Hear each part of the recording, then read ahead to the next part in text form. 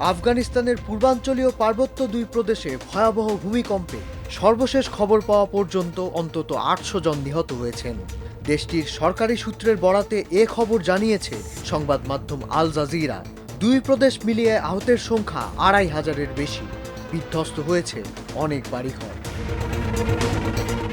মার্কিন ভূতাত্ত্বিক জরিপ সংস্থা ইউজিএস জানিয়েছে ৩১ আগস্ট রাত ১১টা ৪৭ মিনিটে ভূমিকম্পটি আঘাত হানে। রিখটার স্কেলে এর মাত্রা ছিল ৬। ভূমিকম্পের পর রাতেই নানগারহার ও কুনার প্রদেশে অন্তত ১৩টি আফটার শক অনুভূত হয় বলে জানান স্থানীয় এক বাসিন্দা।